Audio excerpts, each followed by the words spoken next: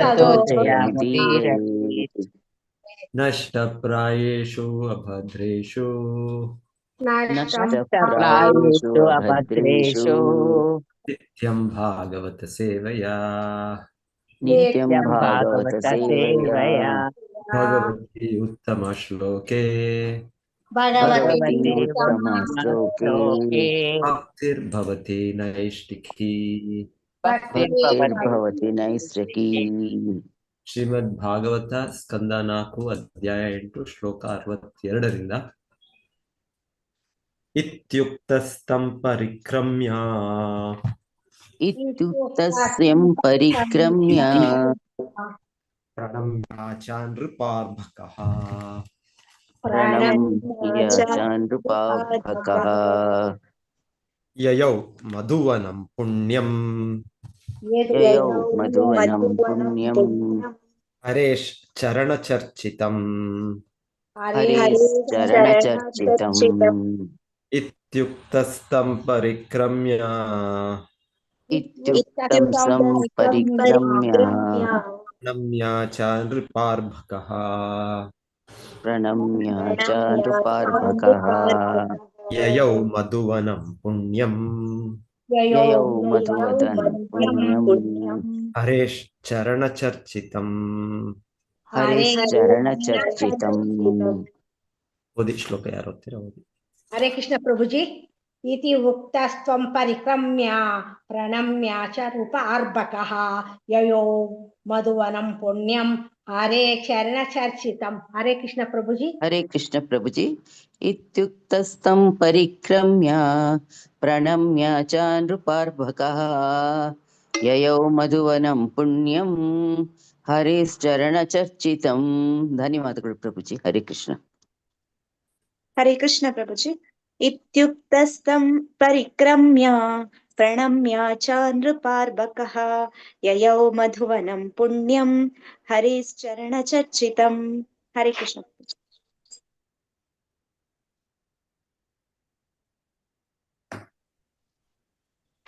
ಇತಿ ಹೀಗೆ ಇತಿ ಹೀಗೆ ಉಕ್ತಃ ಹೇಳಲ್ಪಟ್ಟ ಉಕ್ತಃ ಹೇಳಲ್ಪಟ್ಟ ತಂ ಅವರನ್ನು ನಾರದ ಮುನಿಗಳನ್ನು ತಂ ಅವರನ್ನು ನಾರದ ಮುನಿಗಳನ್ನು ಪರಿಕ್ರಮ್ಯ ಪ್ರದಕ್ಷಿಣೆ ಬಂದು ಪರಿಕ್ರಮ್ಯ ಪ್ರದಕ್ಷಿಣೆ ಬಂದು ಪ್ರಣಮ್ಯ ನಮಸ್ಕರಿಸಿ ಪ್ರಣಮ್ಯ ನಮಸ್ಕರಿಸಿ ಚ ಕೂಡ ಕೂಡ ನೃಪ ಅರ್ಭಕಃ ರಾಜಕುಮಾರನು ರಾಜಕುಮಾರನು ಯಯೌ ಹೊರಟನು ಯಯೌ ಹೊರಟನು ಮಧುವನಂ ಮಧುವನವೆಂದು ಪ್ರಸಿದ್ಧವಾದ ವೃಂದಾವನದಲ್ಲಿರುವ ಅರಣ್ಯಕ್ಕೆ ಮಧುವನವೆಂದು ಪ್ರಸಿದ್ಧವಾದ ವೃಂದಾವನದಲ್ಲಿರುವ ಅರಣ್ಯಕ್ಕೆ ಪುಣ್ಯಂ ಮಂಗಲಕರ ಮತ್ತು ಪುಣ್ಯಕರವಾದ ಪುಣ್ಯಂ ಮಂಗಲಕರ ಮತ್ತು ಪುಣ್ಯಕರವಾದ ಅರೇಹೆ ಭಗವಂತನ ಅರೇಹೆ ಭಗವಂತನ ಚರಣ ಚರ್ಚಿತಂ ಶ್ರೀಕೃಷ್ಣನ ಪಾದಕಮಲಗಳಿಂದ ಅಲಂಕೃತವಾದ ಶ್ರೀಕೃಷ್ಣನ ಪಾದಕಮಲಗಳಿಂದ ಅಲಂಕೃತವಾದ ರಾಜಕುಮಾರ ಧ್ರುವನು ಹೀಗೆ ನಾರದ ಮಹರ್ಷಿಗಳಿಂದ ಉಪದೇಶವನ್ನು ಪಡೆದು ತನ್ನ ಗುರುವಾದ ಅವರಿಗೆ ಪ್ರದಕ್ಷಿಣೆ ಮಾಡಿ ನಮಸ್ಕರಿಸಿದನು. ಆಮೇಲೆ ಭಗವಾನ್ ಶ್ರೀಕೃಷ್ಣನ ಚರಣಕಮಲಗಳ ಹೆಜ್ಜೆ ಗುರುತುಗಳಿಂದ ಸದಾ ಅಲಂಕೃತವಾಗಿ ವಿಶೇಷವಾಗಿ ಮಂಗಲಕರವಾದ ಮಧುವನದತ್ತ ಹೊರಟನು. ರಾಜಕುಮಾರ ಧ್ರುವನು ಹೀಗೆ ನಾರದ ಮಹರ್ಷಿಗಳಿಂದ ಉಪದೇಶವನ್ನು ಪಡೆದು ತನ್ನ ಗುರುವಾದ ಅವರಿಗೆ ಪ್ರದಕ್ಷಿಣೆ ಮಾಡಿ ನಮಸ್ಕರಿಸಿದನು. ಆಮೇಲೆ ಭಗವಾನ್ ಶ್ರೀಕೃಷ್ಣನ ಚರಣಕಮಲಗಳ ಹೆಜ್ಜೆ ಗುರುತುಗಳಿಂದ ಸದಾ ಅಲಂಕೃತವಾಗಿ ವಿಶೇಷವಾಗಿ ಮಂಗಲಕರವಾದ ಮಧುವನದತ್ತ ಹೊರಟನು. ನೆಕ್ಸ್ಟ್ ತಪೋವನಂ ಗತೆ ತಸ್ಮಿನ್ ಪ್ರವಿಷ್ಟೋ ಅಂತಃಪುರಂ ಮುನಿಃ ಮುನಿಃ ಅರ್ಹಿತಾರ್ಹಣಕೋ ರಾಜ್ಞಾ ಅರ್ಹಿತಾರ್ಹಣಕೋ ರಾಜ್ಞಾ ಸುಖಾಸೀನ ಉವಾಚ ತಂ ಸುಖಾಸೀನ ಉವಾಚ ತಂ ತಪವನಂ ಧ್ರುವನು ತಪನ್ನಾಚರಿಸಿದ ಅರಣ್ಯವನ್ನು ತಪವನಂ ಧ್ರುವನ್ ತಪಸ್ಸನ್ನಾಚರಿಸಿದ ಅರಣ್ಯವನ್ನು ಗತೆ ತಲಪಲು ಗತೆ ತಲುಪಲು ತಸ್ಮಿನ್ ಅಲ್ಲಿ ತಸ್ಮಿನ್ ಅಲ್ಲಿ ಪ್ರವೇಶಿಸಿದರು ಪ್ರವೇಶಿಸಿದರು ಅಂತಃಪುರಂ ಒಳಮನೆಯೊಳಗೆ ಅಂತಃಪುರಂ ಒಳಮನೆಯೊಳಗೆ ಅಂತಃಪುರಂ ಮುನಿಹಿ ನಾರದ ಮಹರ್ಷಿಗಳು ಮುನಿಹಿ ನಾರದ ಮಹರ್ಷಿಗಳು ಅರ್ಹಿತ ಆರಾಧಿಸಲ್ಪಟ್ಟು ಆರಾಧಿಸಲ್ಪಟ್ಟು ಅರ್ಹಣಕಃ ಗೌರವಪೂರ್ಣ ವರ್ತನೆಯಿಂದ ಅರ್ಹಣಕಃ ಗೌರವಪೂರ್ಣ ವರ್ತನೆಯಿಂದ ರಾಜ್ಞ ರಾಜನಿಂದ ರಾಜನಿಂದ ಆಸನದ ಮೇಲೆ ಸುಖವಾಗಿ ಕುಳಿತುಕೊಂಡಾಗ ಸುಖಾಸೀನಃ ಆಸನದ ಮೇಲೆ ಸುಖವಾಗಿ ಕುಳಿತುಕೊಂಡಾಗ ಉವಾಚ ಹೇಳಿದನು ತಂ ಅವನನ್ನು ಕುರಿತು ರಾಜ ಧ್ರುವನು ಭಕ್ತಿ ಸೇವೆಯಲ್ಲಿ ನಿರತನಾಗುವುದಕ್ಕಾಗಿ ಮಧುವನವನ್ನು ಪ್ರವೇಶ ಮಾಡಿದ ಮೇಲೆ ನಾರದ ಮಹರ್ಷಿಗಳೇ ಇತ್ತ ಅರಮನೆಯಲ್ಲಿ ರಾಜನು ಹೇಗಿದ್ದಾನೆಯೋ ನೋಡಬೇಕೆನಿಸಿತು. ನಾರದರು ಬಂದಾಗ ರಾಜ ಉತ್ತಾನಪಾದನು ಸೂಕ್ತವಾದ ರೀತಿಯಲ್ಲಿ ಅವರನ್ನು ಬರಮಾಡಿಕೊಂಡನು. ಗೌರವಪೂರ್ವಕವಾಗಿ ವಂದಿಸಿ ಅವರನ್ನು ಸತ್ಕರಿಸಿದನು. ಹಿತವಾದ ಆಸನದಲ್ಲಿ ಕುಳಿತು ನಾರದರು ಮಾತನಾಡತೊಡಗಿದರು. ಧ್ರುವನು ಭಕ್ತಿ ಸೇವೆಯಲ್ಲಿ ನಿರತನಾಗುವುದಕ್ಕಾಗಿ ಮಧುವನವನ್ನು ಪ್ರವೇಶ ಮಾಡಿದ ಮೇಲೆ ನಾರದ ಮಹರ್ಷಿಗಳಿಗೆ ಇತ್ತ ಅರಮನೆಯಲ್ಲಿ ರಾಜನು ಹೇಗಿದ್ದಾನೆಯೋ ನೋಡಬೇಕೆನಿಸಿತು. ನಾರದರು ಬಂದಾಗ ರಾಜ ಉತ್ತಾನಪಾದನು ಸೂಕ್ತವಾದ ರೀತಿಯಲ್ಲಿ ಅವರನ್ನು ಬರಮಾಡಿಕೊಂಡನು.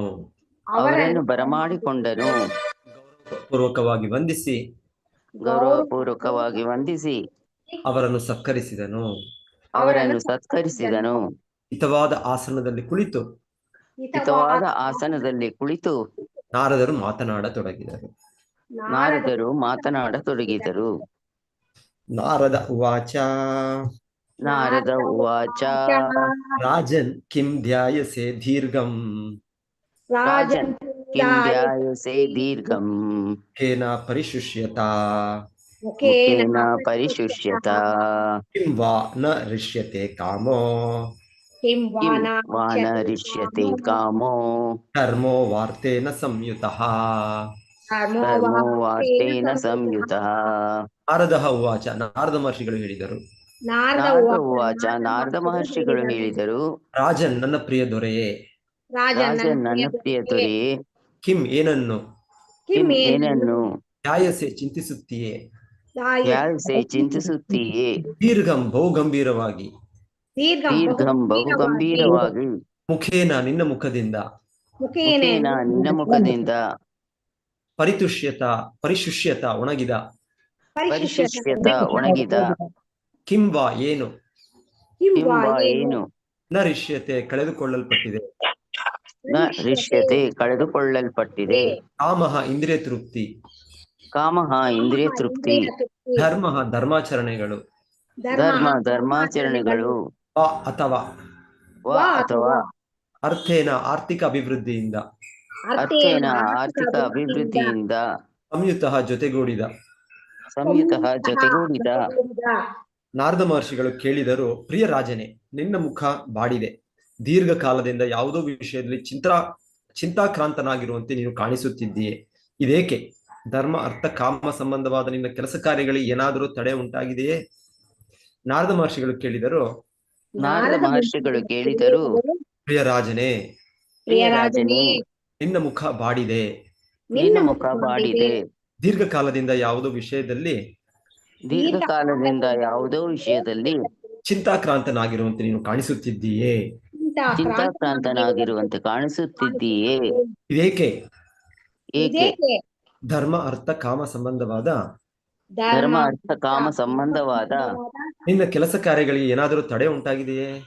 ನಿನ್ನ ಕೆಲಸ ಕಾರ್ಯಗಳಿಗೆ ಏನಾದರೂ ತಡೆ ಉಂಟಾಗಿದೆಯೇ? ಭಾವಾರ್ಥ ಓದಿ ಯಾರಾದರೂ. ಹರೇ ಕೃಷ್ಣ ಪ್ರಭುಜಿ. ಓದಿ ಮಾತಾಜಿ. ಮಾನವ ನಾಗರಿಕತೆಯಲ್ಲಿ ಪ್ರಗತಿಯ 4 ಹಂತಗಳೆಂದರೆ ಧಾರ್ಮಿಕವಾಗಿರುವುದು, ಅಧಿಕವಾಗಿ ಮುಂದಿರುವುದು ಇಂದ್ರಿಯ ಭೋಗ ಹಾಗೂ ಕೆಲವರಿಗೆ ಮೋಕ್ಷ.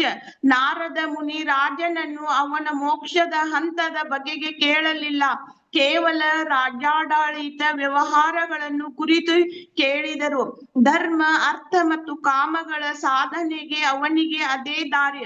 ಅವುಗಳ ಸಂಬಂಧವಾದ ಚಟುವಟಿಕೆಗಳಲ್ಲಿ ತೊಡಗಿರುವವರಿಗೆ ಮೋಕ್ಷದಲ್ಲಿ ಆಸಕ್ತಿ ಇರುವುದಿಲ್ಲ. ಆದ್ದರಿಂದ ನಾರದರು ಈ ವಿಷಯವಾಗಿ ಮಹಾರಾಜನನ್ನು ಕೇಳಲಿಲ್ಲ. ಮೋಕ್ಷವು ಅಪೇಕ್ಷೆಯಾಗುವುದು ಎಲ್ಲ ಬಗೆಯ ಧಾರ್ಮಿಕ ಚಟುವಟಿಕೆಗಳು, ಅರ್ಥ ಸಂಪಾದನೆ ಮತ್ತು ಇಂದ್ರಿಯ ಭೋಗಗಳಲ್ಲಿ ಆಸಕ್ತಿಯನ್ನು ಸಂಪೂರ್ಣವಾಗಿ ಕಳೆದುಕೊಂಡವರಿಗೆ ಮಾತ್ರ. ಹರೇ ಕೃಷ್ಣ ಪ್ರಭುಜಿ. ಹರೇ ಕೃಷ್ಣ. ಓದ್ಬೇಕ್ರಾ? ಆಯ್ತು ಮಾತಾಜಿ. ನೆಕ್ಸ್ಟ್ ಶ್ಲೋಕ ಮುಂದುವರ್ಸೋಣ. ರಾಜೋವಾಚ. ರಾಜೋವಾಚ. ಸುತೋ ಮೇ ಬಾಲಕೋ ಬ್ರಹ್ಮನ್. ಸುತೋ ಮೇ ಬಾಲಕೋ ಬ್ರಹ್ಮನ್. ತ್ರೈಣೇನ ಕರುಣಾತ್ಮನ. ತ್ರೈಣೇನ ಕರುಣಾತ್ಮನ. ನಿರ್ವಾಸಿತಃ ಪಂಚವರ್ಷಃ. ನಿರ್ವಾಸಿತಃ ಪಂಚವರ್ಷಃ. ಸಹ ಮಾತ್ರ ಮಹಾನ್ ಕವಿಃ. ಸಹ ಮಾತ್ರ ಮಹಾನ್ ಕವಿಃ. ಮಹಾನ್ ಕವಿ. ರಾಜ ಉವಾಚ. ರಾಜನು ಉತ್ತರ ಕೊಟ್ಟನು. ರಾಜ ಉವಾಚ. ರಾಜನು ಉತ್ತರ ಕೊಟ್ಟನು. ಸುತಃ ಮಗನು. ಸುತಃ ಮಗನು. ಮೇ ನನ್ನ. ಮೇ ನನ್ನ. ಬಾಲಕಃ ಎಳೆಯ ಬಾಲಕನಾದ. ಬಾಲಕಃ ಎಳೆಯ ಬಾಲಕನಾದ. ಬ್ರಹ್ಮನ್ ಪ್ರಿಯ ಬ್ರಾಹ್ಮಣನೇ. ಪ್ರಿಯ ಬ್ರಾಹ್ಮಣನೇ. ತ್ರೈಣೇನ ನನ್ನ ಹೆಂಡತಿಗೆ ತೀರ ವಶನಾದ. ನನ್ನ ಹೆಂಡತಿಗೆ ತೀರ ವಶನಾದ. ಅಕರುಣ ಆತ್ಮನ. ಅಕರುಣ ಆತ್ಮನ. ಕರುಣೆ ಇಲ್ಲದ ಮತ್ತು ಕಠೋರ ಹೃದಯದಿಂದ. ಮತ್ತು ಕಠೋರ ಹೃದಯದಿಂದ. ನಿರ್ವಾಸಿತ ಹೊರಗೆ ಅಟ್ಟಲ್ಪಟ್ಟಿದ್ದಾನೆ. ಹೊರಗೆ ಅಟ್ಟಲ್ಪಟ್ಟಿದ್ದಾನೆ. ಪಂಚವರ್ಷ 5 ವರ್ಷದ ಹುಡುಗನಾಗಿದ್ದರೂ. ಪಂಚವರ್ಷ 5 ವರ್ಷದ ಹುಡುಗನಾಗಿದ್ದರೂ. ಜೊತೆಗೆ ಜೊತೆಗೆ ಮಾತ್ರ ತಾಯಿಯ ಮಹಾನ್ ಶ್ರೇಷ್ಠ ವ್ಯಕ್ತಿಯಾದ. ಮಹಾನ್ ಶ್ರೇಷ್ಠ ವ್ಯಕ್ತಿಯಾದ. ಕವಿಹಿ ಭಕ್ತನಾದ. ಭಕ್ತನಾದ. ಬ್ರಾಹ್ಮಣೋತ್ತಮರೇ, ನನಗೆ ನನ್ನ ಪತ್ನಿಯ ಗೀಳು ಹಿಡಿದಿದೆ. ಸ್ತ್ರೈಣನಾಗಿದ್ದೇನೆ. ಎಷ್ಟು ಮಟ್ಟಿಗೆ ಪತಿತನಾಗಿದ್ದೇನೆಂದರೆ ಕೇವಲ 5 ವರ್ಷದ ಬಾಲಕನಾದ ನನ್ನ ಮಗನ ವಿಷಯದಲ್ಲೂ ಕೂಡ ನಾನು ಕರುಣೆ ತೋರಿಸದೆ ಹೋದೆನು. ಅವನದು ದೊಡ್ಡ ಚೇತನ, ಅವನು ದೊಡ್ಡ ಭಕ್ತ. ಆದರೂ ಅವನ ತಾಯಿಯನ್ನು ನಾನು ಬಹಿಷ್ಕರಿಸಿ ಬಿಟ್ಟಿದ್ದೇನೆ. ಬ್ರಾಹ್ಮಣೋತ್ತಮರೇ, ನನಗೆ ನನ್ನ ಪತ್ನಿಯ ಗೀಳು ಹಿಡಿದಿದೆ. ನನಗೆ ನನ್ನ ಪತ್ನಿಯ ಗೀಳು ಹಿಡಿದಿದೆ. ತ್ರೈಣನಾಗಿದ್ದೇನೆ. ಎಷ್ಟು ಮಟ್ಟಿಗೆ ಪತಿತನಾಗಿದ್ದೇನೆಂದರೆ ಎಷ್ಟು ಮಟ್ಟಿಗೆ ಪತಿತನಾಗಿದ್ದೇನೆಂದರೆ ಕೇವಲ 5 ವರ್ಷದ ಬಾಲಕನಾದ ನನ್ನ ಮಗನ ವಿಷಯದಲ್ಲೂ ಕೂಡ ನಾನು ಕರುಣೆ ತೋರಿಸದೇ ಹೋದೆನು. ಅವನದು ಬಹುದೊಡ್ಡ ಚೇತನ. ಅವನು ದೊಡ್ಡ ಭಕ್ತ.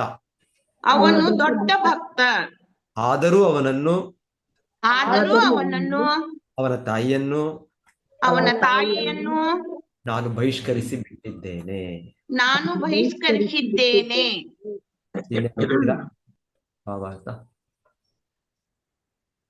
ಓದ್ಲಾ ಪ್ರಭುಜಿ? ಓದಿ ಮಾತಾಜಿ. ಈ ಶ್ರೀ ಪ್ರಭುಪಾದ ಕಿ ಜೈ. ಈ ಶ್ಲೋಕದಲ್ಲಿ ಬಹು ಜಾಗರೂಕತೆಯಿಂದ ಅರ್ಥ ಮಾಡಿಕೊಳ್ಳಬೇಕಾದ ಕೆಲವು ನಿರ್ದಿಷ್ಟ ಪದಗಳಿವೆ.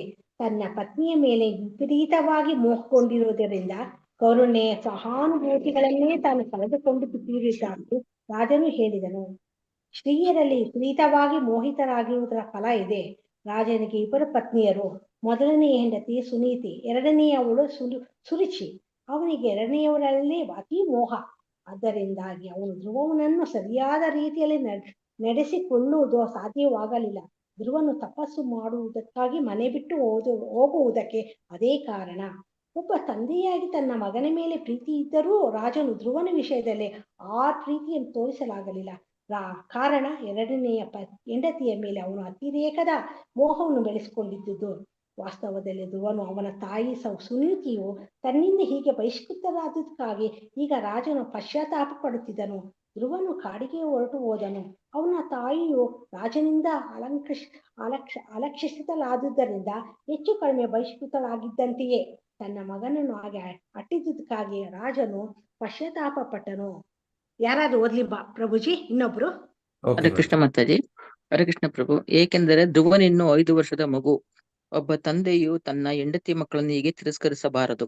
ಸುನೀತಿ ಮತ್ತು ಧ್ರುವ ಇಬ್ಬರನ್ನು ಹಾಗೆ ತಾನು ಅಲಕ್ಷಿಸಿದ್ದಕ್ಕಾಗಿ ಉತ್ಥಾನಪಾದ ರಾಜನು ವ್ಯಥೆ ಪಡುತ್ತಿದ್ದನು. ಅವನ ಮುಖವು ಕುಂದಿ ಹೋಗಿತ್ತು. ಮನುಸ್ಮೃತಿಯ ಪ್ರಕಾರ ವ್ಯಕ್ತಿಯು ಎಂದಿಗೂ ತನ್ನ ಪತ್ನಿ ಪುತ್ರನು ತೊರೆಯಬಾರದು. ಅವರು ಅವಿಧೇಯರಾಗಿದ್ದು ಕುಟುಂಬ ಜೀವನದ ತತ್ವಗಳನ್ನು ಅನುಸರಿಸದೆ ಹೋದ ಪಕ್ಷದಲ್ಲಿ ಅವರನ್ನು ಅಂತಹ ಸಂದರ್ಭದಲ್ಲಿ ತೊರೆಯಲಾಗುತ್ತದೆ. ಆದರೆ ಧ್ರುವನ ವಿಷಯದಲ್ಲಿ ಈ ಮಾತು ಅನ್ವಯಿಸುತ್ತಿರಲಿಲ್ಲ. ಏಕೆಂದರೆ ಅವನು ಉತ್ತಮ ನಡವಳಿಕೆ ಉಳ್ಳವನು, ವಿಧೇಯನು, ಅಲ್ಲದೆ ಭಾಗವತೋತ್ತಮನು. ಅಂತಹ ವ್ಯಕ್ತಿಯನ್ನು ಎಂದಿಗೂ ಅಲಕ್ಷಿಸಕೂಡದು. ಆದರೂ ರಾಜನು ಅವನನ್ನು ಬಹಿಷ್ಕರಿಸುವಂತಾಯಿತು. ಅದಕ್ಕಾಗಿ ಈಗ ಅವನು ವಿಷಾದಿಸುತ್ತಿದ್ದನು. ಹರೇ ಕೃಷ್ಣ ಪ್ರಭು. ಹರೇ ಕೃಷ್ಣ. ಓಕೆ, 2 ಶ್ಲೋಕ ಓದ್ಬೇಡ. ಅದನ್ನ ಅಪ್ಯನಾಥಂ ವನೆ ಬ್ರಹ್ಮನ್ ಅಪ್ಯನಾಥಂ ವನೆ ಬ್ರಹ್ಮಂ ಆಸ್ವಾದಂತ್ಯರ್ಬಕಂ ವೃಕಾಃ ಅಬರ್ಕಂ ವ್ಯಕ್ಕ ಶ್ರಾಂತಂ ಶಯಾನಂ ಕ್ಷುದಿತಂ ಶಾಂತಂ ಶಯನಂ ಶುದಿತಂ ಪರಿಮ್ಲಾನಾ ಮುಖಾಂಬುಜಂ.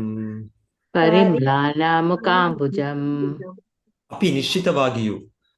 ಅಪಿ ನಿಶ್ಚಿತವಾಗಿಯೂ. ಅನಾಥಂ ಯಾರಿಂದಲೂ ರಕ್ಷಿತನಾಗದ. ಅನಾಥಂ ಯಾರಿಂದಲೂ ರಕ್ಷಿತನಾಗದ. ವನೆ ಅರಣ್ಯದಲ್ಲಿ. ವನೆ ಅರಣ್ಯದಲ್ಲಿ. ಬ್ರಹ್ಮನ್ ಪ್ರಿಯ ಬ್ರಾಹ್ಮಣನೇ. ಬ್ರಹ್ಮನ್ ಪ್ರಿಯ ಬ್ರಾಹ್ಮಣನೇ. ಮಾ ಆಗಲಿ ಅಥವಾ ಆಗದಿರಲಿ. ಆಗಲಿ ಅಥವಾ ಆಗದಿರಲಿ. ಸ್ಮ ಇಲ್ಲ. ಇಲ್ಲ. ಅದಂತಿ ತಿನ್ನುತ್ತವೆ. ಅದಂತಿ ತಿನ್ನುತ್ತದೆ. ಅರ್ಬಕಂ ಅಸಹಾಯಕ ಬಾಲಕನನ್ನು. ಅಬರ್ಕಂ ಅಸಹಾಯಕ ಬಾಲಕನನ್ನು. ವೃಕಾಹ ತೋಳಗಳು. ವೃಕಃ ತೋಳುಗಳು. ಶ್ರಾಂತಂ ಬಳಲಿಕೆಯಿಂದ. ಶಾಂತಂ ಬಳಲಿಕೆಯಿಂದ. ಶಯಾನಂ ಮಲಗಿದ. ಶಯನಂ ಮಲಗಿದ. ಕ್ಷುದಿತಂ ಹಸಿದ. ಸುದಿತಂ ಹಸಿದ. ಪರಿಮ್ಲಾನಂ ಬಾಡಿದ. ಪರಿಪ್ಲಾನ ಬಾಡಿದ. ಮುಖ ಅಂಬುಜಂ ಕಮಲದಂತಿರುವ ಮುಖವುಳ್ಳ. ಮುಖ ಅಂಬುಜಂ ಕಮಲದಂತಿರುವ ಮುಖವುಳ್ಳ. ಬ್ರಾಹ್ಮಣೋತ್ತಮರೇ, ನನ್ನ ಮಗನ ಮುಖವು ಸುಂದರವಾಗಿ ಅರಳಿದ ಕಮಲದಂತಿತ್ತು. ಈಗ ಅವನು ಎಷ್ಟು ಅಪಾಯದ ಸ್ಥಿತಿಯಲ್ಲಿದ್ದಾನೋ ಎಂದು ನಾನು ಕಳವಳ ಪಡಿಸುತ್ತಿದ್ದೇನೆ. ಅವನಿಗೆ ಈಗ ರಕ್ಷಣೆ ಇಲ್ಲವಲ್ಲ. ಅವನಿಗೆ ತುಂಬಾ ಹಸಿವೆಯಾಗಿರಬಹುದು. ಕಾಡಿನಲ್ಲಿ ಎಲ್ಲೋ ನೆಲದ ಮೇಲೆ ಬಿದ್ದುಕೊಂಡಿರಬಹುದು. ತೋಳಗಳು ಮೇಲೆ ಬಿದ್ದು ಅವನನ್ನು ತಿಂದು ಬಿಡಲು ಪ್ರಯತ್ನಿಸುತ್ತಿರಬಹುದು. ಬ್ರಾಹ್ಮಣೋತ್ತಮರೇ, ನನ್ನ ಮಗನ ಮುಖವು ಸುಂದರವಾಗಿ ಅರಳಿದ ಕಮಲದಂತಿತ್ತು. ಈಗ ಅವನು ಎಷ್ಟು ಅಪಾಯದ ಸ್ಥಿತಿಯಲ್ಲಿದ್ದಾನೋ ಎಂದು ನಾನು ಕಳವಳ ಪಡುತ್ತಿದ್ದೇನೆ. ಅವನಿಗೆ ಈಗ ರಕ್ಷಣೆ ಇಲ್ಲವಲ್ಲ. ಅವನಿಗೆ ತುಂಬಾ ಹಸಿವೆಯಾಗಿರಬಹುದು. ಕಾಡಿನಲ್ಲಿ ಎಲ್ಲೋ ನೆಲದ ಮೇಲೆ ಬಿದ್ದುಕೊಂಡಿರಬಹುದು.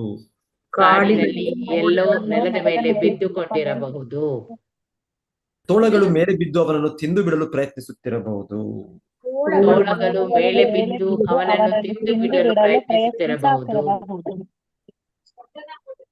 ಅಹೋ ಮೇ ಬತ ದೌರಾತ್ಮ್ಯಾಂ ಆಹೋ ವೇ ಬತ ದೌರಾತ್ಮ್ಯಂ ಸ್ತ್ರೀಜಿತಾಸ್ಯೋಪಧಾರಯ ಶ್ರೀಚಿತ್ತಸ್ಯ ಉಪಾಧಾರಯ ಯೋಂಕಂ ಪ್ರೇಮ್ಣಾನುರುಕ್ಷಂತಂ ಯೋಗ್ಯಂ ಅಪ್ರೇಮಾನು ಅಭ್ಯಾನಂದಂ ಅಸತ್ತಮಃ. ನಾಭ್ಯಾನಂದ ಸತ್ತಮಂ. ಅಹೋ ಅಯ್ಯೋ, ಅಹೋ ಅಯ್ಯೋ, ಮೇ ನನ್ನ, ಮೇ ನನ್ನ, ಬತ ಖಂಡಿತವಾಗಿಯೂ, ಬತ ಖಂಡಿತವಾಗಿಯೂ, ದೌರಾತ್ಮ್ಯಂ ಕ್ರೌರ್ಯವನ್ನು, ದೌರಾತ್ಮ್ಯಂ ಕ್ರಿಯವನ್ನು, ಸ್ತ್ರೀಜಿತಸ್ಯ ಹೆಂಗಸಿನಿಂದ ಗೆಲ್ಲಲ್ಪಟ್ಟ, ಹೆಂಗಸಿನಿಂದ ಗೆಲ್ಲಲ್ಪಟ್ಟ, ಉಪಧಾರಯ ಈ ವಿಚಾರದಲ್ಲಿ ನನ್ನ ಬಗ್ಗೆ ಚಿಂತಿಸು. ಉಪಧಾರಯ ಈ ವಿಚಾರದಲ್ಲಿ ನನ್ನ ಬಗ್ಗೆ ಚಿಂತಿಸು. ಯಾರು, ಯಾರು, ಅಂಕಂ ತೊಡೆಯನ್ನು, ಅಂಕಂ ತೊಡೆಯನ್ನು, ಪ್ರೇಮ್ಣ ಪ್ರೀತಿಯಿಂದ, ಪ್ರೇಮ್ನ ಪ್ರೀತಿಯಿಂದ, ಆರುರುಕ್ಷಂತಂ ಏರಲು ಪ್ರಯತ್ನಿಸುವವನನ್ನು, ಆರುರುಕ್ಷತಂ ಏರಲು ಪ್ರಯತ್ನಿಸುವವನನ್ನು, ನ ಅಭ್ಯನಂದಂ ಸಮಂಜಸವಾಗಿ ಸ್ವಾಗತಿಸಲಿಲ್ಲ. ಅಭ್ಯನಂದಂ ಸಮಂಜಸವಾಗಿ ಸ್ವಾಗತಿಸಲಿಲ್ಲ. ಅಸತ್ತಮಃ ಅತ್ಯಂತ ಕ್ರೂರಿಯಾದ, ಅಸತ್ತಮಃ ಅತ್ಯಂತ ಕ್ರೂರಿಯಾದ. ಅಯ್ಯೋ ನಾನು ಹೇಗೆ ಹೆಂಡತಿಗೆ ಸೋತು ಅವಳ ಕೈವಶವಾಗಿ ಬಿಟ್ಟಿದ್ದೇನೆ ನೋಡು. ನನ್ನ ಕ್ರೌರ್ಯವನ್ನು ನೀವೇ ಊಹಿಸಿಕೊಳ್ಳಿ. ಮಗು ಪ್ರೀತಿಯಿಂದ ಅಕ್ಕರೆಯಿಂದ ನನ್ನ ತೊಡೆಯ ಮೇಲೆ ಹತ್ತಿ ಕುಳಿತುಕೊಳ್ಳಲು ಪ್ರಯತ್ನಿಸುತ್ತಿದ್ದಿತು. ಆದರೆ ಕಠಿಣನಾದ ನಾನು ಅವನನ್ನು ಎತ್ತಿ ಕುಳಿಸಿಕೊಳ್ಳಲಿಲ್ಲ. ಒಂದು ಕ್ಷಣ ಅವನ ಬೆನ್ನು ತಟ್ಟಿ ಪ್ರೀತಿಯನ್ನು ತೋರಿಸಲಿಲ್ಲ. ನಾನೆಂತಹ ಕಠಿಣ ಹೃದಯನಾದನೆಂದು ತಾವೇ ಊಹಿಸಿಕೊಳ್ಳಬಹುದು. ಅಯ್ಯೋ ಅಯ್ಯೋ ನಾನು ಹೇಗೆ ಹೆಂಡತಿಗೆ ಸೋತು ಅವಳ ಕೈವಶವಾಗಿ ಬಿಟ್ಟಿದ್ದೇನೆ ನೋಡಿ. ಅವಳ ಕೈವಶವಾಗಿ ಬಿಟ್ಟಿದ್ದೇನೆ ನೋಡಿ. ನನ್ನ ಕ್ರೌರ್ಯವನ್ನು ನೀವೇ ಊಹಿಸಿಕೊಳ್ಳಿ. ನನ್ನ ಕ್ರೌರ್ಯವನ್ನು ನೀವೇ ಊಹಿಸಿಕೊಳ್ಳಿ. ಮಗು ಪ್ರೀತಿಯಿಂದ ಅಕ್ಕರೆಯಿಂದ ನನ್ನ ತೊಡೆಯ ಮೇಲೆ ಹತ್ತಿ ಕುಳಿತುಕೊಳ್ಳಲು ಪ್ರಯತ್ನಿಸುತ್ತಿದ್ದಿತು. ಆದರೆ ಕಠಿಣನಾದ ನಾನು ಅವನನ್ನು ಎತ್ತಿ ಕುಳ್ಳಿರಿಸಿಕೊಳ್ಳಲಿಲ್ಲ. ಒಂದು ಕ್ಷಣ ಅವನ ಬೆನ್ನು ತಟ್ಟಿ ಪ್ರೀತಿಯನ್ನು ತೋರಿಸಲಿಲ್ಲ. ನಾನೆಂತಹ ಕಠಿಣ ಹೃದಯನಾದವನೆಂದು ತಾವೇ ಊಹಿಸಿಕೊಳ್ಳಬಹುದು.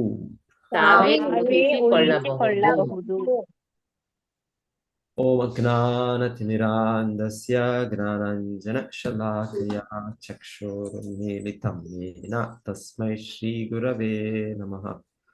ನಮೋ ವಿಷ್ಣುಪಾದಾಯ ಕೃಷ್ಣಪ್ರೇಷ್ಠಾಯ ಭೂತಲೆ ಶ್ರೀಮತೆ ಭಕ್ತಿವೇದಾಂತ ಸ್ವಾಮೀತಿ ನಾಮ್ನೆ. ನಮಸ್ತೆ ಸಾರಸ್ವತೆ ದೇವೆ ಗೌರವಾಣಿ ಪ್ರಚಾರಿಣೆ ನಿರ್ವಿಶೇಷ ಶೂನ್ಯವಾದಿ ಪಾಶ್ಚಾತ್ಯ ದೇಶತಾರಿಣೆ. ಜಯ ಶ್ರೀ ಕೃಷ್ಣ ಚೈತನ್ಯ ಪ್ರಭು ನಿತ್ಯಾನಂದ ಶ್ರೀ ಅದ್ವೈತ ಗದಾಧರ ಶ್ರೀವಾಸಾದಿ ಗೌರಭಕ್ತವೃಂದ. ಹರೇ ಕೃಷ್ಣ ಕೃಷ್ಣ ಕೃಷ್ಣ ಹರೇ ಹರೇ, ಹರೇ ರಾಮ ರಾಮ ರಾಮ ಹರೇ ಹರೇ.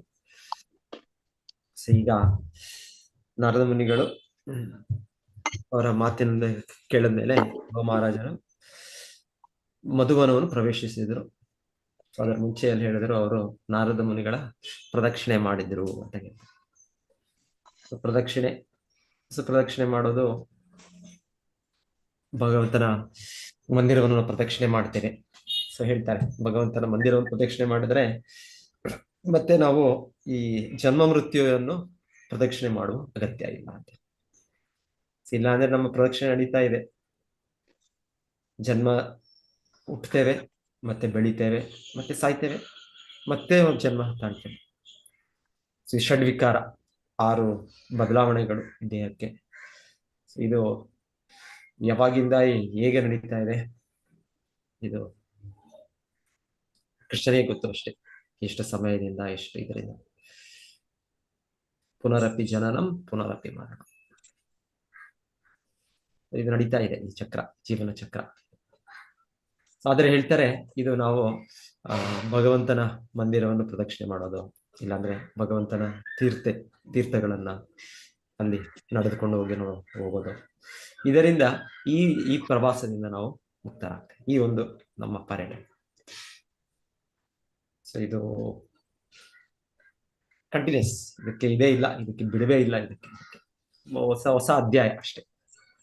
ಸತ್ ಮೇಲೆ ಮತ್ತೆ ಹೊಸ ಇನ್ನೊಂದು ನ್ಯೂ ಚಾಪ್ಟರ್ ಅಷ್ಟೇ.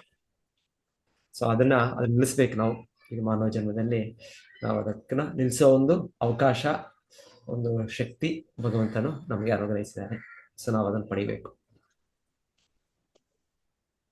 ಸೊ ಹಾಗೆ ನಾವು ತುಳಸಿ ಮಹಾರಾಣಿ, ತುಳಸಿ ದೇವಿ ಅವ್ರನ್ನು ಕೂಡ ಪ್ರದಕ್ಷಿಣೆ ಮಾಡ್ತೇವೆ. ಯಾನಿ ಕಾನಿಚ ಪಾಪಾನಿ ಬ್ರಹ್ಮ ಅತ್ಯದಿ ಕಾನಿಚ ತಾನಿ ತಾನಿ ಪ್ರಣಶ್ಯಂತಿ ಪ್ರದಕ್ಷಿಣ ಪದೇ ಪದೇ. ಕೇಳೋದು ಎಷ್ಟು ನಮ್ಮ ಒಂದು ತೀವ್ರ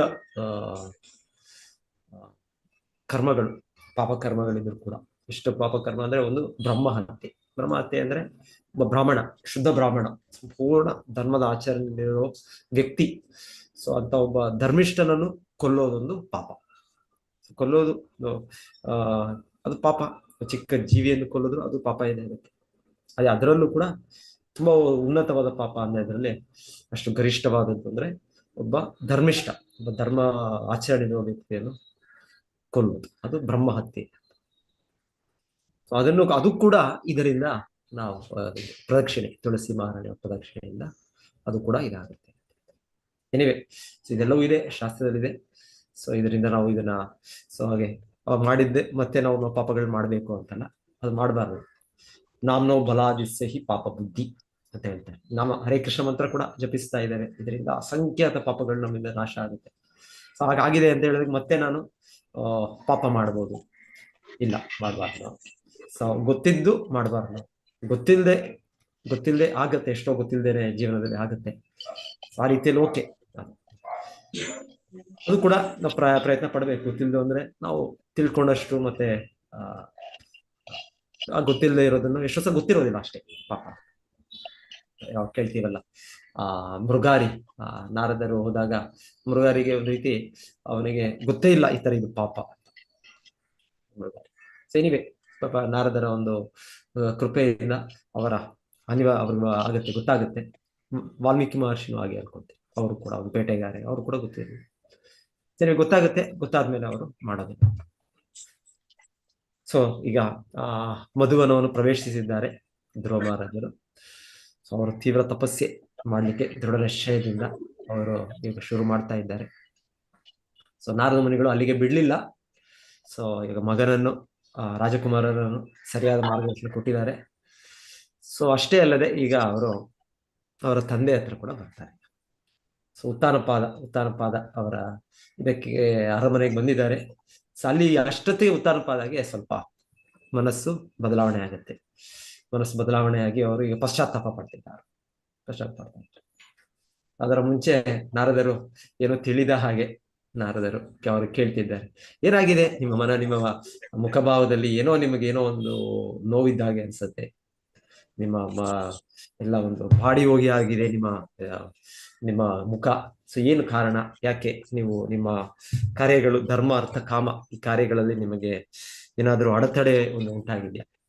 ಸೊ ಅಲ್ಲಿ ಪ್ರಶ್ನೆ ಮಾಡ್ತಾರೆ. ಸೊ ಆಕ್ಚುಲಿ ಇಲ್ಲಿ ಹೇಳ್ತಾರೆ, ಇದು ವೈದಿಕ ಕಾಲದಲ್ಲಿ ಈ ರೀತಿ ಒಬ್ಬೊಬ್ಬರು ಒಬ್ಬ ವ್ಯಕ್ತಿಗೆ ಪ್ರಶ್ನೆ ಕೇಳೋದು ಅಂತ ಇಲ್ಲಿ. ಅಂದ್ರೆ ಇವರ ನಾರದರು ಒಂದು ಆಚಾರ್ಯರು, ಶುದ್ಧ ಭಕ್ತಿ ನೆಲೆಯಲ್ಲಿ ನಿಂತಿದ್ದಾರೆ, ಸಂಪೂರ್ಣ ವೈರಾಗ್ಯ ಮೂರ್ತಿ.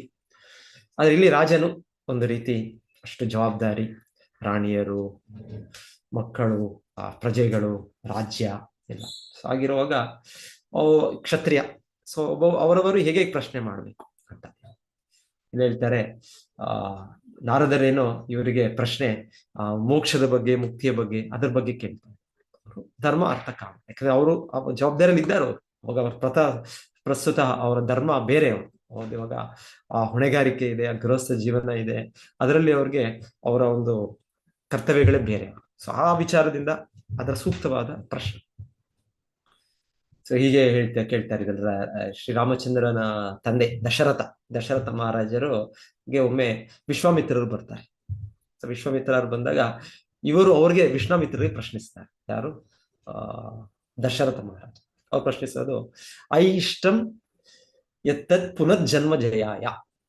ಸೊ ಅವ್ರು ಕೇಳೋ ಪ್ರಶ್ನೆ, ಯಾಕಂದ್ರೆ ವಿಶ್ವಾಮಿತ್ರರು ಅವರು ಕೂಡ ಸಾಧು ಸಂತರು, ಅವರು ಆ ಒಂದು ತಪಸ್ಸೆಯಲ್ಲಿ ತೊಡಗಿದ್ದಾರೆ, ಭಗವಂತನ ತೃಪ್ತಿಪಡಿಸೋ ಈ ವಿಧಾನದಲ್ಲಿ ತೊಡಗಿದ್ದಾರೆ ಅವರು. ಸೊ ಅವರಿಗೆ ಅವ್ರು ಕೇಳೋದು, ಹೇಗೆ ನೀವು ಪುನರ್ಜನ್ಮದ ಮೇಲೆ ಜಯವನ್ನು ಹೇಗೆ ಸಾಧಿಸೋ ಪ್ರಗತಿ ಹೇಗೆ ನೀವು ಮುಂದುವರಿಸ್ತಿದ್ದೀಯ? ಯಾಕಂದ್ರೆ ಕೊನೆಯ ಜೀವನದ ಪರಿಪೂರ್ಣತೆ ಅಂದ್ರೆ ಈ ಜೀವನ ಚಕ್ರ, ಜನ್ಮ ಮೃತ್ಯು ಚಕ್ರವನ್ನು ಗೆಲ್ಲೋದು. ಸೊ ಇದರಲ್ಲಿ ಸಂಪೂರ್ಣವಾಗಿ ಮಗ್ನವಾಗುವ ವ್ಯಕ್ತಿಗಳು ಹೀಗೆ ವಿಶ್ವಾಮಿತ್ರನಾಗ್ಲೇ ಅವರು ಕೂಡ ಮೊದಲು ರಾಜನೂ ಎಲ್ಲ ಆಗಿದ್ರು, ಆದ್ರೆ ಮತ್ತೆ ಅವರು ಸನ್ಯಾಸ ಸ್ವೀಕಾರ ಮಾಡಿ ಬ್ರಾಹ್ಮಣನೂ ಆಗ್ಬಿಟ್ರು. ಸೊ ಬ್ರಾಹ್ಮಣ ಅನ್ನೋದು ಅದರಲ್ಲಿ ಕೇವಲ ಒಂದು ಜನ್ಮದಿಂದ ಅಲ್ಲ, ಹೇಳ್ತಾರೆ ವಿಶ್ವಾಮಿತ್ರ ಅದೇ ಜನ್ಮದಲ್ಲಿ ಕ್ಷತ್ರಿಯನಿಂದ ಬ್ರಾಹ್ಮಣನಾಗಿ ಬದಲಾಗ್ಬಿಟ್ರು. ಸೊ ಅದು ಕೂಡ ಆಗತ್ತೆ.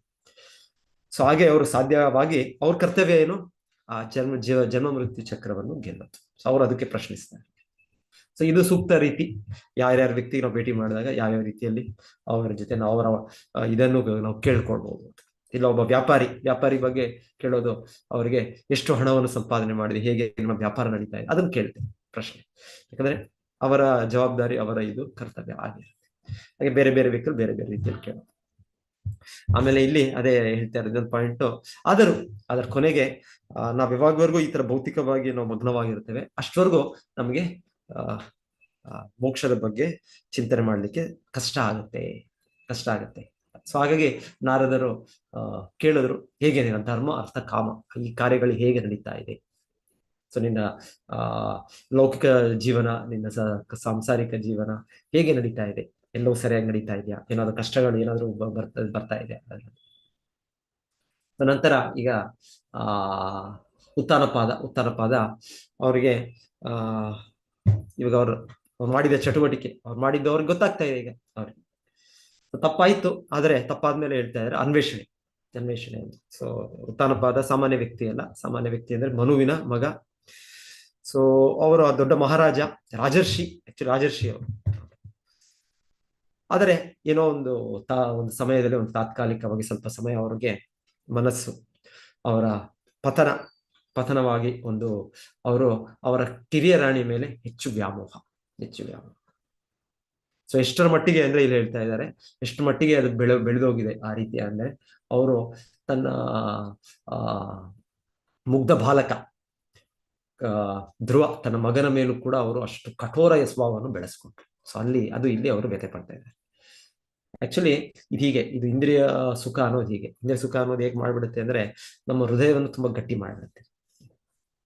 ಸೊ ಆಕ್ಚುಲಿ ಇಲ್ಲ ಅಂದ್ರೆ ಮೂಲತಃ ನಾವು ಕೃಷ್ಣನ ನಿತ್ಯ ಸೇವಕರು. ಕೃಷ್ಣನ ಏನು ಗುಣಗಳಿದೆ ಎಲ್ಲ, ಈ ಕರುಣೆ ಅನ್ನೋದು ಇದೆಲ್ಲ ಕೃಷ್ಣನ ದಿವ್ಯ ಗುಣಗಳು. ಸೊ ಹಾಗೆ ನಾವು ಕೃಷ್ಣನ ಭಾಗವಾಗಿರೋದ್ರಿಂದ ಮಮೈವ ಅಂಶ ಜೀವಲೋಕೆ ಜೀವಭೂತ ಸನಾತನ, ಕೃಷ್ಣನ ಅಂಶ ನಾವು. ಸೊ ಆ ಗುಣಗಳು ನಮ್ಮಲ್ಲೂ ಇದೆ. ಆ ರೀತಿಯ ಒಂದು ದೈವಿ ಗುಣಗಳು, ಆ ಕರುಣೆ ಅನ್ನೋದು ಅಸಹಜವಾಗಿ ಇರುವಂತಹ ದೈವಿ ಗುಣ ಪ್ರತಿಯೊಂದು ಶುದ್ಧ ಆತ್ಮಕ್ಕೆ. ಆದರೆ ಇಲ್ಲಿ ಭೌತಿಕ ಜಗತ್ತಿನಲ್ಲಿ ಈ ರಾಜಸ ತಾಮಸ ಸ್ವಭಾವ ನಮಗೆ ಇದನ್ನು ಆವರಿಸಿದಷ್ಟು ನಮಗೆ ನಮ್ಮ ಸಹಜ ಕೃಷ್ಣ ಪ್ರಜ್ಞೆಯ ಗುಣಗಳು, ದೈವಿ ಗುಣಗಳು ಮುಚ್ಚಿ ಹೋಗ್ಬಿಟ್ಟು ಇಲ್ಲಿ ನಮಗೆ ಈ ಕಠೋರವಾದ ಸ್ವಭಾವ, ಕಠೋರ ಹೃದಯ ಅದು ಬೆಳೆಯುತ್ತೆ. ಇಲ್ಲಾಂದ್ರೆ ಕರುಣೆಯಲ್ಲಿ ಹೇಳೋದು, ಆಚಾರ್ಯರು ಶುದ್ಧ ಭಕ್ತರು ನಮಗೆ ಪ್ರಚಾರ ಮಾಡೋದು ಅವ್ರು ಕರುಣೆಯಿಂದ ಪ್ರಚಾರ ಮಾಡ್ತಾರೆ. ಕರುಣೆಯಿಂದ ಅಂದ್ರೆ ಅವರು ಕೃಷ್ಣ ಪ್ರಜ್ಞೆಯಲ್ಲಿ ಇರೋದ್ರಿಂದ ಅವ್ರಿಗೆ ದಿವ್ಯ ಆನಂದದಲ್ಲಿದ್ದಾರೆ. ಅವರು ಯಾವ ಒಂದು ಭೌತಿಕ ಕ್ಲೇಶಗಳಲ್ಲಿಲ್ಲ ಅವರು. ಸೊ ಅವರು ನಮ್ಮನ್ನು ನೋಡಿ ಅವ್ರಿಗೆ ಕೂಡ ಅವ್ರ ಕರುಣೆ ಉಂಟಾಗುತ್ತೆ. ಈ ಭೌತಿಕ ಜಗತ್ತು ಅಂದ್ರೆ ಇದು ಸಂಸಾರ ಧಾವಾನಲೀಡ ಲೋಕ, ಇದೊಂದು ದಾವಾಗ್ನಿ. ಈ ದಾವಾಗ್ನಿ ಅಂದ್ರೆ ಇಲ್ಲಿ ಯಾವಾಗಲೂ ಏನಾದ್ರೂ ಒಂದು ರೀತಿಯ ಒಂದು ಕಾಡ್ಗಿಚ್ಚು ಉದ್ಭವ ಆಗ್ತಾನೆ ಇರುತ್ತೆ. ಏನಾದ್ರೂ ಒಂದು ಕಷ್ಟಗಳಿದ್ದೇ ಇರುತ್ತೆ. ನಮ್ಮದೇ ಒಂದು ದೇಹ ನಮಗೆ ನೋವು ಕೊಡುತ್ತೆ, ರೋಗಗಳು, ನಮ್ಮ ಮನಸ್ಸೇ ನಮ್ಮನ್ನ ಪೀಡಿಸುತ್ತೆ ನಮ್ಮನ್ನು. ಇಲ್ಲ ಅಂದ್ರೆ ನಮಗೆ ಇನ್ನೊಬ್ರು ಯಾರೋ ನಮ್ಮನ್ನು ಅವಹೇಳನ ಮಾಡ್ತಾರೋ, ಅಗೌರವ ಮಾಡ್ತಾರೋ, ನಮ್ಮನ್ನ ಹಿಂಸೆ ಮಾಡ್ತಾರೋ, ಇನ್ನೊಂದು ಜೀವಗಳು. ಸೊ ಆಧ್ಯಾತ್ಮಿಕ, ಆದಿ ಭೌತಿಕ, ಆದಿ ದೈವಿಕ. ಇಲ್ಲ ಅಂದ್ರೆ ಪ್ರಕೃತಿ ವಿಕೋಪ ಎಲ್ಲೋ ಒಂದ್ ಕಡೆ ಅರ್ಥವೇಕ್ ಆಗತ್ತೆ ಅಲ್ಲಿ. ಸೊ ಅರ್ಥ ಬೇಕಾಗಿ ಅಲ್ಲಿ ಮತ್ತೆ ಇನ್ನೇನು ಸುನಾಮಿ ಬರುತ್ತೆ ಅಂತ ಎಲ್ಲರೂ ಕೂಡ ಏನೋ ಪ್ರಯತ್ನ ಮಾಡ್ತಾರೆ. ಎಲ್ಲ ಒಂದು ಇದು ಜಾಗರೂಕತೆ, ಒಂದು ಸಿಗ್ನಲ್ ಸರ್ಕಾರಗಳು ಕೊಡುತ್ತೆ. ಸೊ ಏನೇನೋ ಯಾವ್ದಾದ್ರು ನಡೀತಾ ಇರ್ತವೆ. ಇದು ಜಗತ್ತಿನ ನಿಯಮ. ಹೀಗೆ ಭೌತಿಕ ಜಗತ್ತು ಅಂದ್ರೆ ದುಃಖ ಅಲೆ ಶಾಶ್ವತ. ಸೊ ಇದನ್ನು ಇದಕ್ಕೆ ಸರಿಯಾದ ಏನು ಪರಿಷ್ಕಾರ, ಸರಿಯಾದ ಇದರ ಉಪಾಯ ಏನು ಅಂದ್ರೆ ಕೃಷ್ಣ ಪ್ರಜ್ಞೆ ನಿಜವಾದ ಉಪಾಯ. ಬೇರೆದೆಲ್ಲವೂ ತಾತ್ಕಾಲಿಕ ಉಪಾಯ. ಬೇರೆ ಕರ್ಮೆಗಳು ತಗೊಳ್ಬಾರ್ದು ಅಂತಲ್ಲ, ಆದ್ರೆ ತಗೊಂಡ್ರು ಕೂಡ ನಮಗೆ ಗೊತ್ತಿರೋದೇನಂದ್ರೆ ಇಲ್ಲಿ ನಾವು ಈ ಸ್ಥಳಕ್ಕೆ ಸೇರಿದ್ದಲ್ಲ. ಸೊ ನಮ್ಮ ಸ್ಥಳವೇ ಅಲ್ಲಿದೆ, ನಮ್ಮ ಸ್ಥಳ ಅಲ್ಲಿದೆ, ನಮ್ಮ ಮನೆ ಇದು ಸುಮ್ಮನೆ. ಸೊ ನಾವು ಅಲ್ಲಿ ಭಗವಂತನ ಮನೆ, ಅಲ್ಲಿಗೆ ಹೋಗ್ಬೇಕು. ಸೊ ಅದನ್ನು ಆ ಜ್ಞಾನವನ್ನು ಇದನ್ನು ನಮಗೆ ಆಚಾರ್ಯರು, ಶುದ್ಧ ಭಕ್ತರು ಅವರು ನಮಗೆ ಕೊಡ್ತಾರೆ. ಅವ್ರ ಕರುಣೆಯಿಂದ ಅವರು ಇದನ್ನು ನಮಗೆ ಅವರು ಕೊಡ್ತಾರೆ. ಶಾಸ್ತ್ರಗಳು ನೋಡಿ ನಮಗೆ ಭಗವದ್ಗೀತೆ, ಭಾಗವತ ಇಷ್ಟು ನಮಗೆ ಇದರಿಂದ ಈ ವಿಷಯದಿಂದ ತುಂಬಿ ತುಳುಕ್ತಿದೆ ಎಲ್ಲ. ಇಲ್ಲ ನಾವು ಬೇರೆ ನ್ಯೂಸ್ ಪೇಪರ್ ಓದ್ತೇವೆ, ಇನ್ನೊಂದು ಮ್ಯಾಗಝಿನ್ ಓದ್ತೇವೆ, ಇಲ್ಲ ಅಂದ್ರೆ ತರದ ಜ್ಞಾನಗಳಿದೆ. Physics, chemistry, banking, astronomy, economics, so ಸಾವಿರಾರು ವಿಷಯಗಳಿವೆ. ಆದ್ರೆ ಇದರಲ್ಲೆಲ್ಲವೂ ಕೂಡ ತಾತ್ಕಾಲಿಕ ಒಂದು ಸಲಹೆ, ತಾತ್ಕಾಲಿಕ ಒಂದು ಉಪಾಯವನ್ನು ಕೊಡ್ತಾರೆ. ಆದ್ರೆ ಶಾಸ್ತ್ರದಲ್ಲಿ ನಮಗೆ ಉಪಾಯ ಅಂದ್ರೆ ಶಾಶ್ವತವಾದ ಉಪಾಯ. ಶಾಶ್ವತವಾಗಿ ನಾವಿಲ್ಲಿಂದ ಬಿಡುಗಡೆ, ನಾವಿಲ್ಲಿಂದ ಈ ಭೌತಿಕ ಜಗತ್ತಿಂದ ಬಿಡುಗಡೆ. ಸೊ ಇದು ಅಷ್ಟು ಅಪಾರ ಕರುಣೆಯಿಂದ ಅದು ಭಗವಂತನು ಈ ರೀತಿಯ ಜಗತ್ತು, ಭೌತಿಕ ಜಗತ್ತು ಸೃಷ್ಟಿ ಮಾಡಿದ್ದಾನೆ. ಮತ್ತೆ ಈ ಜ್ಞಾನವನ್ನು ನಮ್ಗೆ ಕೊಡುವಂತ ಒಂದು ವ್ಯವಸ್ಥೆ ಮಾಡಿದ್ದಾನೆ.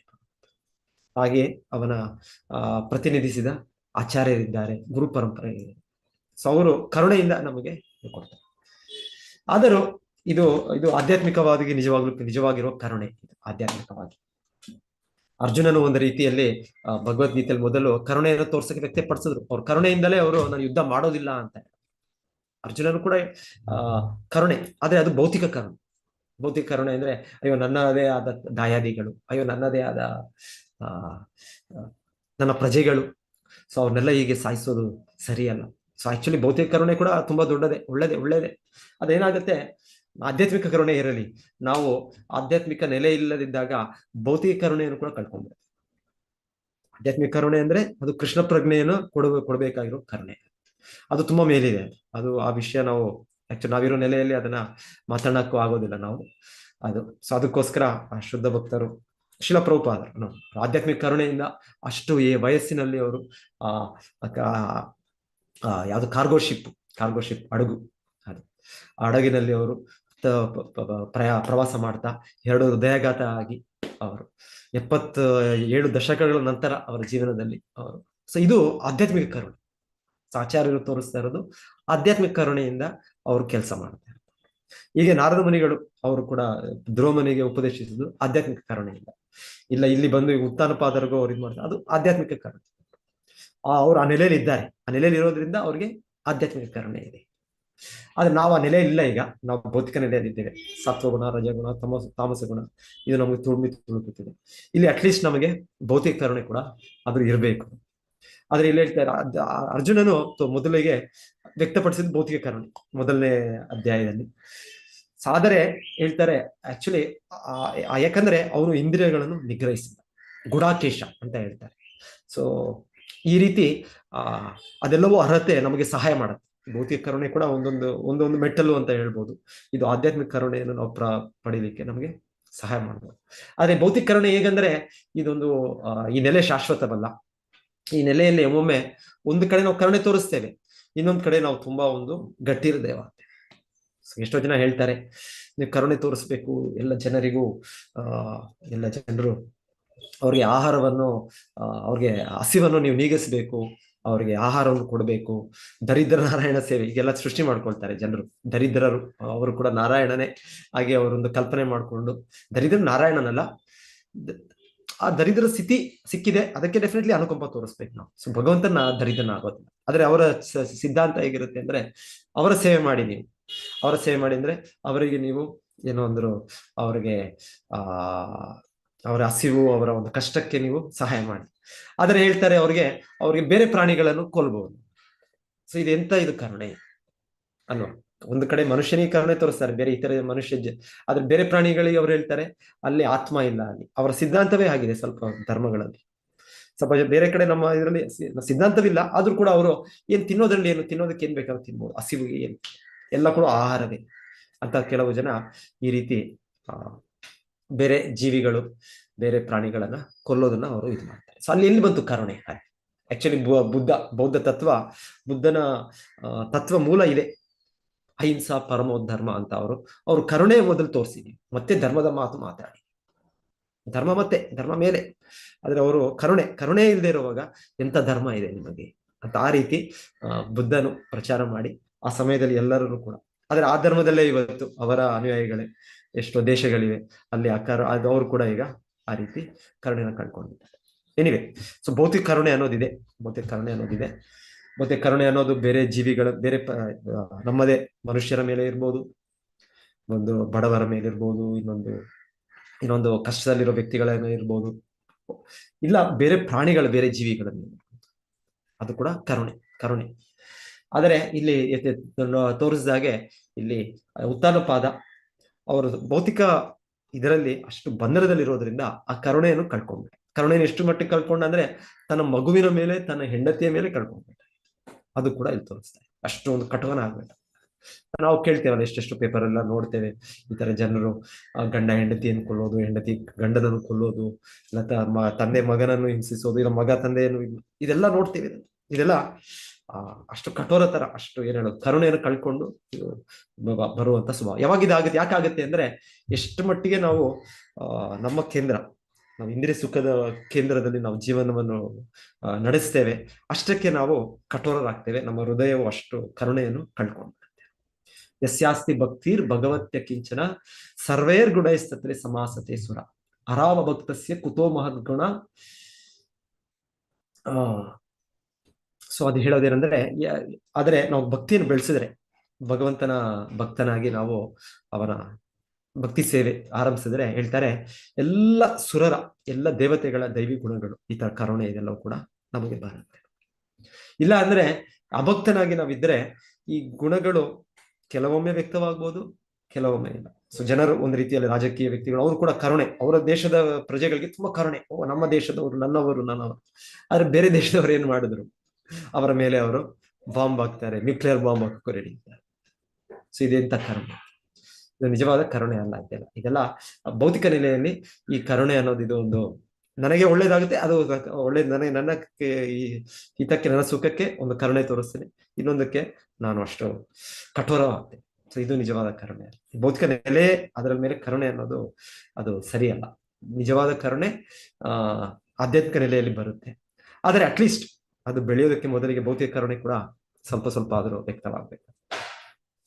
ಆದ್ರೆ ಅದು ಭೌತಿಕ ಕರುಣೆ ಅದು ಯಾವಾಗ ಬದಲಾಗುತ್ತೆ ಹೇಳಕ್ಕಾಗಲ್ಲ. ಆ ಕರುಣೆ ಚೇಂಜ್ ಆಗ್ಬಿಡುತ್ತೆ.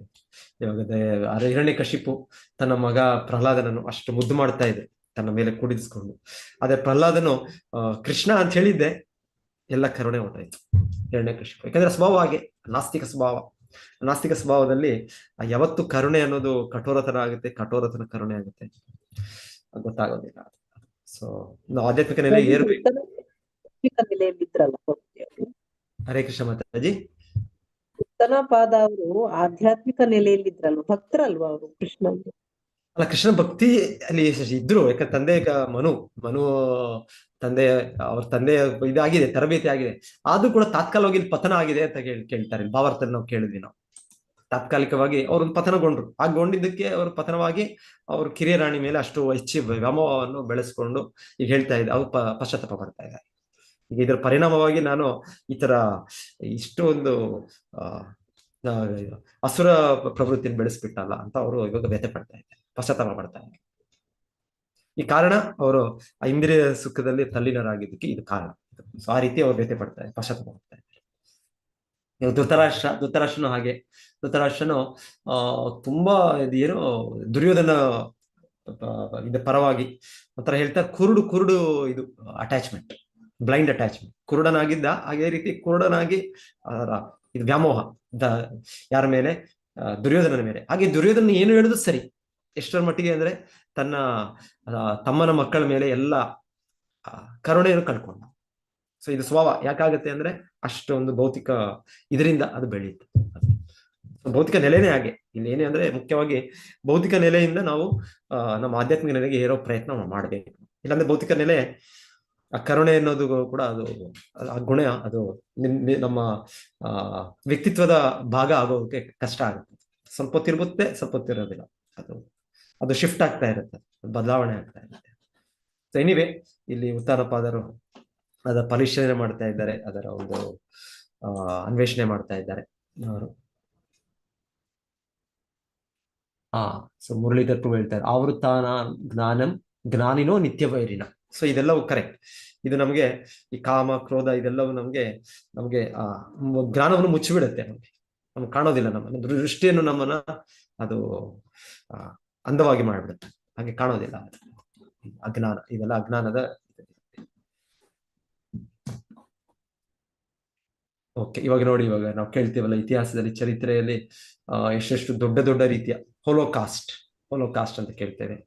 ಹೋಲೋಕಾಸ್ಟ್ ಅಂತ ಯಾವುದು ಎರಡನೇ ಮಹಾಯುದ್ಧದ ಸಮಯದಲ್ಲಿ ಯಹೂದಿಗಳ ಮೇಲೆ ಜರ್ಮನ್ನರು ಎಷ್ಟೋ 5-6 ಮಿಲಿಯನ್ ಜನರನ್ನು ಸಾಯಿಸಿದ್ದು.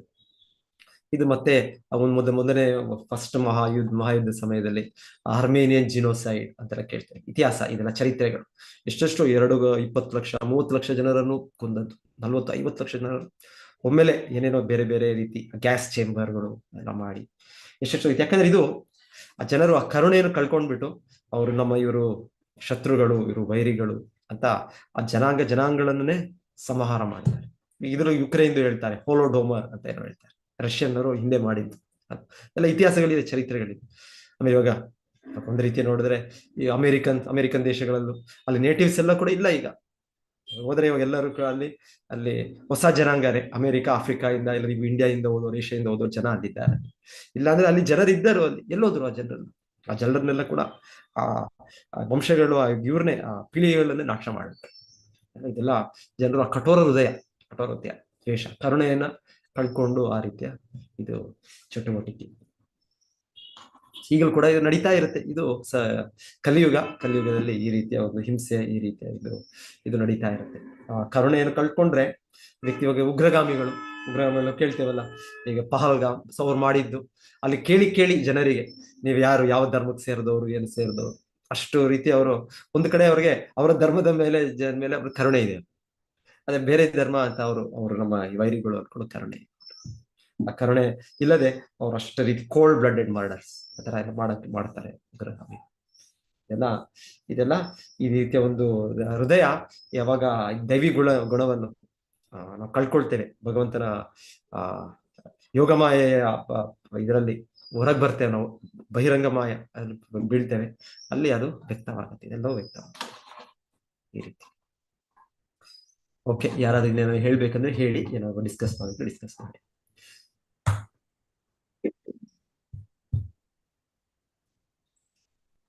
ಈಗ ಆಗಿರೋದು ಧ್ರುವನಿಗೆ ಒಂದು ಒಳ್ಳೇದೇ ಆಯ್ತಲ್ಲ. ಧ್ರುವನಿಗೆ ಒಳ್ಳೇದಾಯ್ತು, ಯಾಕಂದ್ರೆ ಅವರು ಸಂಪೂರ್ಣವಾಗಿ ಭಗವಂತನ ಆಶ್ರಯ ಪಡಿತಾ ಇದ್ದಾರೆ. ಅವ್ರಿಗೆ ಅದೊಂದು ಇದೇ ಆಯ್ತು, ಉತ್ತೇಜನ ಆಯ್ತು ಅವ್ರಿಗಾಗಿದ್ದು ಒಳ್ಳೇದಾಯ್ತು. ಆದ್ರೆ ನಮಗೆ ಆತರ ಅದನ್ನ ನಾವು ತಗೋಬೇಕಲ್ಲ, ನಾವು ಇನ್ನೊಂದು ರೀತಿ ನಮಗೆ ಅವ್ರ ನೆಲೆ ಅಷ್ಟೇ ಪ್ರಭು. ಯಾರಾದ್ರೂ ಅವಹೇಳನ ಮಾಡ್ದಾಗ್ಲೇ ನಾವೇನ್ಕಾದ್ರೂ ಒಂದಿಷ್ಟು ಮುಂದುವರಿಯಕ್ಕೆ ಸಾಧ್ಯ ಆಗ. ನಮಗ್ ಶತ್ರುಗಳು ಇರ್ಬೇಕು, ಅವಾಗ್ಲೇ ನಾವು ಮುಂದಕ್ಕೆ ಹೋಗಕ್ ಸಾಧ್ಯ. ಅದು ಕರೆಕ್ಟ್. ನಮ್ಗೆಲ್ಲವೂ ಕೂಡ ಸಹಾಯ ಮಾಡ್ತಾ ಇದ್ರೆ ನಾವು ತೊಗೊಳಕ್ ಕಷ್ಟ ಆಗ್ತದೆ. ಶತ್ರುಗಳಿರ್ಬೇಕು, ನಿಂದಕರಿರ್ಬೇಕಂತೆ ಪುರಂದರದಾಸ. ನಿಂದಕರಿದ್ದಾಗ್ಲೇ ನಾವು ಸ್ವಲ್ಪ ಮುಂದಕ್ಕೆ ಹೋಗಕ್ ಸಾಧ್ಯ. ಹಂದಿ ಅಂತ ನಿಂದಕರಿರಬೇಕು. ಅದೇ ನಿಂದನೆ ಮಾಡ್ತಾ ನಾವು ಚೇಂಜ್ ಆಗ್ತಾ ಹೋಗ್ತೀವಿ. ಹಂದಿ ಅಂತನಾ? ಅಲ್ಲ, ಹಂಡಿ. ಹಂದಿ ಅಂದ್ರೆ ಕೇರಿ ಹಂಗೆ. ಅಂದ್ರೆ ಅದು ಎಲ್ಲ ಕ್ಲೀನ್ ಮಾಡುತ್ತಲ್ಲ ಪ್ರಭು, ಕ್ಲೀನ್ ಮಾಡುತ್ತಲ್ಲ, ಅದಕ್ಕೆ ಅದು ಹೊಲಸು ತಿನ್ನೋದ್ರಿಂದ ಅದಕ್ಕೆ ಹಂದಿ ಅಂತಾರಲ್ಲ ಪ್ರಭುಜಿ. ಅದಕ್ಕಾಗಿ ಹಂದಿ ಅಂತ ನಿಂದಕರಿರಬೇಕು. ಆದ್ರೆ ಕ್ಲೀನ್ ಆಗುತ್ತೆ ಅಂತ, ಎಲ್ಲ ಕ್ಲೀನ್ ಆಗುತ್ತೆ ಅಲ್ಲ. ನಮ್ಮದು ಎಲ್ಲ ಹೊಲಸಿನಂತ ಇರೋದ್ರೆ ನಮ್ದು ಕ್ಲೀನ್ ಆಗುತ್ತೆ ಅಂತನಾ? ಕ್ಲೀನ್ ಆಗುತ್ತೆ. ಹೌದು ಪ್ರಭುಜಿ. ಪಾಪ ಎಲ್ಲ ಹೋಗ್ತದೆ ಪ್ರಭುಜಿ. ಅದೊಂದು ಸ್ಟೋರಿ ಇದೆ ಅಲ್ವಾ ಇದ್ರಲ್ಲಿ. ಒಬ್ಬ ಬ್ರಾಹ್ಮಣ ಏನೋ ಹೇಳ್ತಾರಂತೆ, ನಾನು ಯಾವಾಗ ವೈಕುಂಠಕ್ಕೆ ಬರ್ಲಿ ಅಂತ ನಾರದರನ್ನು ಕೇಳ್ತಾರಂತೆ. ಅದಕ್ಕೆ ನಾರದರು ಹೇಳ್ತಾರಂತೆ, ನೀನ್ ಬರ್ಲಿಕ್ಕೆ ಈಗ ಆಗುದಿಲ್ಲ ಅಂತ. ಯಾಕೆ? ನಾನು ಇಷ್ಟು ಭಕ್ತಿ ಮಾಡ್ತೀನಿ, ಪೂಜೆ ಮಾಡ್ತೀನಿ, ಜಪ ಮಾಡ್ತೀನಿ. ಹೌದು, ಆದ್ರೆ ನೀನು ನಿಂದನೆ ಮಾಡ್ತಾ ಇದ್ದೀಯಲ್ಲ ಬೇರೆಯವರನ್ನು. ಆ ನಿಂದನೆ ಅದಕ್ಕೆ. ಪಾಪ ನನ್ ಸುತ್ಕೊಂಡಿದೆ, ಆಗುದಿಲ್ಲ ಅಂತಾರಂತೆ. ಹಾಗಾದ್ರೆ ಅದನ್ನ ಹೇಗೆ ಕಳೆಯುವುದು ನಾನು ಅಂತ ಕೇಳ್ತಾರಂತೆ. ಅದಕ್ಕೆ ನೀನು ನಾಳೆ ಬೆಳಿಗ್ಗೆಯಿಂದ 41 ದಿವಸ ಪೂಜೆ ಪುರಸ್ಕಾರ ಎಲ್ಲ ಬಿಡು, ಈಚಲು ಮರದ ಕೆಳಗೆ ಹೋಗಿ ಕೂತ್ಕೋ, ಒಂದು ಗ್ಲಾಸ್ ಹಾಲು, ಟ್ರಾನ್ಸ್ಪರೆಂಟ್ ಗ್ಲಾಸ್ ಅಲ್ಲಿ ಹಾಲು ತಕೋ, ಮತ್ತೆ ಅದನ್ನ ಕುಡ್ದಾಗಿ ಮಾಡು, ಯಾರ ಹತ್ರ ಮಾತಾಡ್ಬೇಡ ಅಂತ ಹೇಳ್ತಾರಂತೆ. 41 ದಿವಸ ಮಾಡ್ತಾನೆ. ಆ ದಾರಿಯಲ್ಲಿ ಏನ್ ಮಾಡ್ಬೇಕು 41 ದಿವಸ ಅವರು? ಅದ್ರ ಕೆಳಗಡೆ ಕೂತ್ಕೋಬೇಕು. ಈಚಲ್ ಮರದ ಕೆಳಗೆ ಕೂತ್ಕೋಬೇಕು ಪ್ರಭುಜಿ. ಒಂದು ಗ್ಲಾಸ್ ಹಾಲು ತಕೊಂಡು ಕುಡ್ದಾಗೆ ಮಾಡುದು. ಅದು ಜನ ಅಂದ್ರೆ ಹೆಂಡ ಕುಡಿತಿದ್ದಾನೆ ಅಂತ ಜನ. ಇವನಿಗೇನ್ ಬಂತು ನಿಂದನೆ ಮಾಡ್ತಾರೆ ಎಲ್ಲ, ಅವನ್ನ ನಿಂದನೆ ಮಾಡ್ತಾರೆ ಅವಾಗ. 39 ದಿವಸ 99% ಪಾಪ ಹೋಯ್ತಂತೆ, ಮತ್ತೆ 1% ಉಳಿತಂತೆ. ಆಗ ಹೆಂಡತಿ ಬರ್ತಾಳಂತೆ, ನನಗೆ ಎಲ್ಲರೂ ಬಂದು ಬೈತಾ ಇದ್ದಾರೆ, ನಿಮ್ಗೇನ್ ಬಂದಿದೆ ಕಲಿಗಾಲ, ಪೂಜೆ ಬಿಟ್ರಿ ಎಲ್ಲ ಬಿಟ್ರಿ ಅಂತ ಅವಳು ಬೈತಂತೆ. ಹಾಗೆ 100% ಪಾಪ ಕೂಡ ಹೋಯ್ತಂತೆ. ಆಮೇಲೆ 40 ದಿವಸ ಆಯ್ತು. ಆಗ ನಾರದ್ರು ಹೇಳಿದ್ರಂತೆ, ಇನ್ನು ನೀನು ಬರ್ಲಿಕ್ಕೆ ಅರ್ಹನಾಗಿದ್ದಿ ಅಂತ ಹೇಳಿ. ಅದಕ್ಕೆ ನಿಂದನೆ ಮಾಡಿದ್ರೆ ನಾವು ಪರಿಶುದ್ಧರಾಗ್ತೇವೆ. ಅವರು ಮಾಡಿದ ನಿಂದನೆ ಎಲ್ಲ ಹೀಗೆ ಹೋಯ್ತು. ಆತರ ನಮ್ಮನ್ನ ಯಾರ ಸುಮ್ನೆ ಹೊಗಳ್ತಾ ಇದ್ರೆ ನಾವ್ ಇಲ್ಲೇ ಇರ್ತೀವಿ ಪ್ರಭು, ಮುಂದಕ್ಕೆ ಹೋಗಕ್ ಸಾಧ್ಯನೇ ಆಗಲ್ಲ ಅವಾಗ. ಧನ್ಯವಾದಗಳು. ಧನ್ಯವಾದಗಳು ಪ್ರಭುಜಿ. ಹರೇ ಕೃಷ್ಣ. ಧನ್ಯವಾದಗಳು ಪ್ರಭು. ಹರೇ ಕೃಷ್ಣ. ಧನ್ಯವಾದಗಳು ಪ್ರಭುಜಿ. ಹರೇ ಕೃಷ್ಣ.